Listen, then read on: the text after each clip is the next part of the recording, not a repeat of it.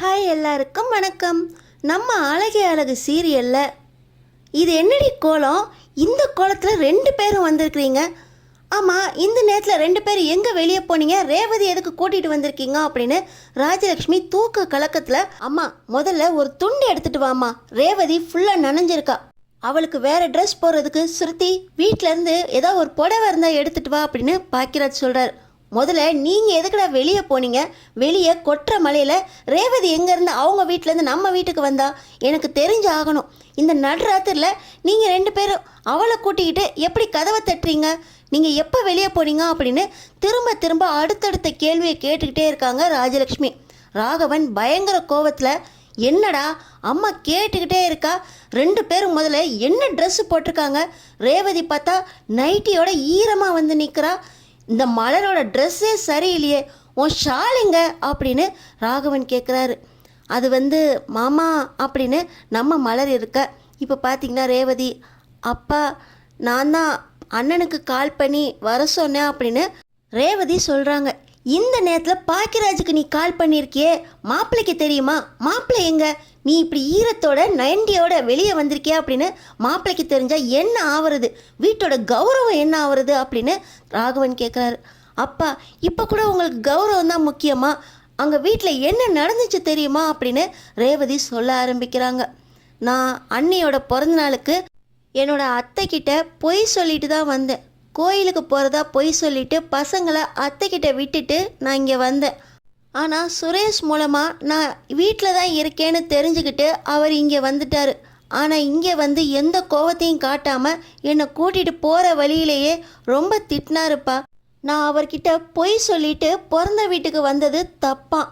நான் உன் பிறந்த வீட்டுக்கு விட மாட்டேன்னு என்கிட்ட பொய் சொல்லிட்டு போயிட்டேன். அடுத்தாப்புல தேட்ரு பார்க்க அப்படின்னு பொய் சொல்லிட்டு நீ மறுபடியும் எங்கெங்கெல்லாம் சுத்த போவா அப்படின்னு கார்லேயே வச்சு என்னை அடிக்காத குறைய திட்டினாருப்பா. வீட்டுக்கு போனதுக்கப்புறம் பசங்கள்லாம் தூங்க வச்சிட்டேன். அதுக்கப்புறம் என்னை வெளியே வா ரேவதி அப்படின்னு கூட்டிகிட்டு வந்தாருப்பா. வந்ததுக்கப்புறம் கூட அத்தை முன்னாடி நீ எதுக்கு பொய் சொல்லிட்டு போன? கோயிலுக்கு போகிறதா சொல்லி நீ உங்கள் அம்மா வீட்டுக்கு போயிருக்க. வெளியே போனது மொதல் தப்பு. எங்கள் அம்மாக்கிட்டேயும் என்கிட்டையும் சொல்லாமல் வெளியே போனது 2வது தப்பு. என் தங்கச்சியை கொண்ட கொலைகாரனோட பொண்டாட்டி வீட்டுக்கு போனது 3வது தப்பு. உனக்கு இந்த வீட்டில் இடம் இருக்குங்கிற தைரியத்தில் தானே இதை பண்ணுனா அப்படின்னு சொல்லி இந்த நைட்டு நேரத்தில் கன்னத்திலே அரைஞ்சாருப்பா. நான் அடி தாங்க முடியாமல் கீழே விழுந்தப்போ அப்பையும் விடாமல் எட்டி மிதிச்சாருப்பா. எனக்கு அப்பையே வலி தாங்க முடியாமல் என்னை விட்டுருங்க அப்படின்னு காலில் விழுந்து கெஞ்சினேன். அதுவும் போதாது, நீ வெளியே போடி, இந்த வீட்டில் இனிமேல் உனக்கு இன்றைக்கி நைட்டு இடம் இல்லை அப்படின்னு சொல்லி வெளியே தான் நிற்கணும் அப்படின்னு ஆர்டரும் போட்டு வெளியே கதவை பூட்டிட்டாங்கப்பா. நான் எவ்வளவோ வெளியே நின்று கதவை தட்டி கெஞ்சினேன்.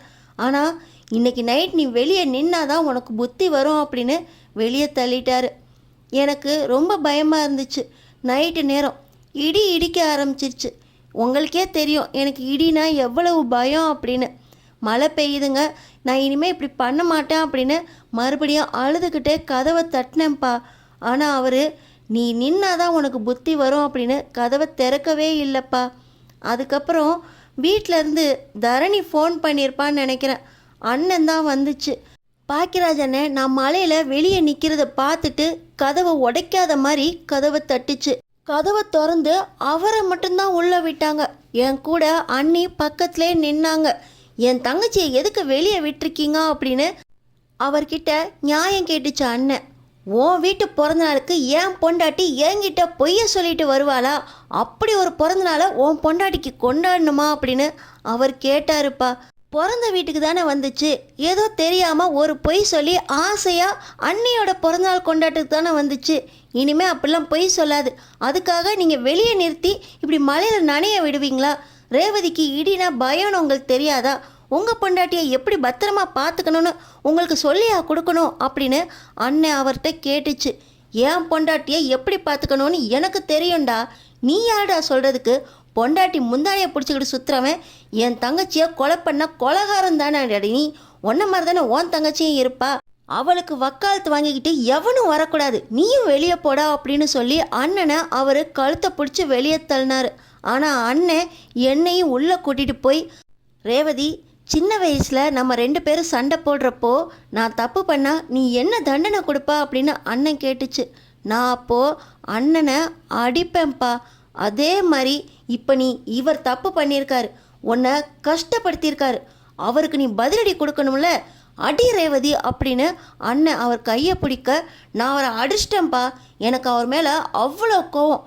என் பிள்ளைங்க கூட என்னை தூங்க விடாமல் இடின்னு என் மேலே கொஞ்சம் கூட பரிதாபம் காட்டாமல் அவ்வளவு இடி சத்தத்தில் பயந்து நடுங்க விட்டு மழையில் குளிரில் நடுங்க விட்டு என்னை வெளியே நிறுத்தினது தப்பு தானேப்பா. நான் அவரை அடிச்சிட்டேன்ப்பா அப்படின்னு நம்ம ரேவதி இப்படி நடந்த கதையெல்லாம் அவங்க அப்பா கிட்ட சொல்ல, என்னது மாப்பிள்ளைய நீ அடிச்சியா? டேய், நீ எதுக்குடா இந்த ட்ரெஸ்ஸை போட்டுட்டு முதல்ல மலரை வெளியே கூட்டு போன? மாப்பிள்ளைய அடிக்க வச்சிருக்க ரேவதியை வச்சு உனக்குலாம் என்ன திமிரு இருக்கும்? உன் பொண்டாட்டிக்கிட்ட இப்படி தான் ரூமை பூட்டிட்டு அடி வாங்கிக்கிட்டு இருக்கியா அப்படின்னு ராகவன் நம்ம பாக்கியராஜை பற்றி கேட்க, அப்பா பொண்டாட்டிக்கு கொடுக்க வேண்டிய மரியாதையை புருஷங்காரன் கொடுக்கணும், அப்போ ரெண்டு பேரும் சமம்னு தெரியும். இப்படி கொடுக்காம பொண்டாட்டியை ஒரு பொருட்டாவே மதிக்காமல் கிள்ளு கீரையாக நடு ராத்திரியில் மலையில் நனைய விட்டுருக்காரு. இவன் புருஷன் இல்லைப்பா, அரக்க சைக்கோ. அவனுக்கு கொடுக்க வேண்டிய தண்டனையை தான் நான் ரேவதியை வச்சு கொடுக்க வச்சேன். இப்படிப்பட்ட வீட்டில் ரேவதி இருக்கவே கூடாதுப்பா. பொண்டாட்டி இல்லைனா தான் புருஷனுக்கு பொண்டாட்டியோட அருமை தெரியும். ரெண்டு பிள்ளைங்களையும் வச்சு காப்பாற்றி பார்க்கட்டும் அப்படின்னு நான் தான் ரேவதியை கூட்டிகிட்டு வந்தேன். ரேவதி பாருங்கப்பா எப்படி நனைஞ்சிருக்குன்னு அப்படின்னு சொல்ல, சரி அவ போனது இருக்கட்டும், நீ எப்படி உன் பொண்டாட்டியை இந்த ட்ரெஸ்ஸில் வெளியே கூட்டு போன அப்படின்னு கேட்க, இப்போ பார்த்தீங்கன்னா நம்ம அழகுமதி அவங்களே நனைஞ்சு வந்திருக்காங்க. முதல்ல ட்ரெஸ்ஸை மாற்றிட்டோம் அப்படின்னு சொல்கிறாங்க. இதில் நீ எதுக்கு தலையிடுற? இது இவ எங்கள் வீட்டு பொண்ணு, இவளை எப்படி பார்த்துக்கணும்னு எனக்கு தெரியும். மாப்பிள்ளையா அடிக்க வச்சு கூப்பிட்டு வந்திருக்காரு, மாப்பிள்ளையோட கௌரவமே போச்சு.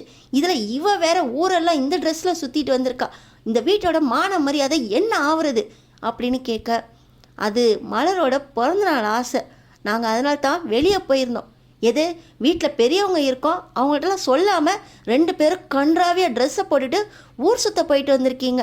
இதில் ரேவதியை அவன் மாப்பிள்ளையை அடிக்க வச்சு அவளையும் கூப்பிட்டு வந்திருக்கீங்க.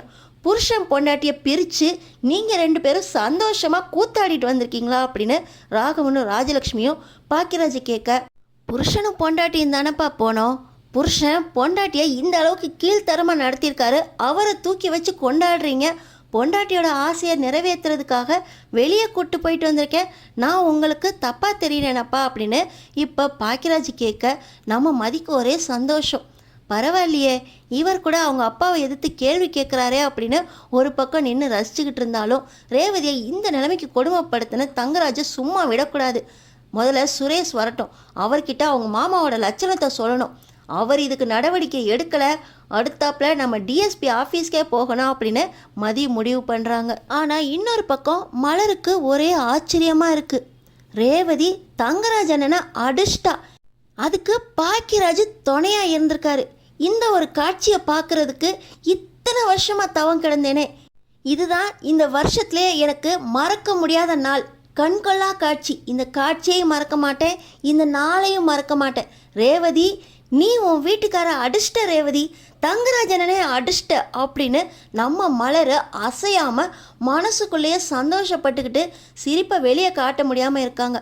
இன்னொரு பக்கம் ராஜலக்ஷ்மிக்கு, ரேவதி நீ மாப்பிள்ளையை அடிச்சிட்டியா, உன் வாழ்க்கை என்ன ஆக போகுது, முதல்ல தங்கராஜ் மாப்பிள்ளைய வீட்டுக்கு வர சொல்லணும், அங்கே என்ன ஆச்சுன்னு தெரியலையே அப்படின்னு அவங்க புலம்பிக்கிட்டு இருக்காங்க.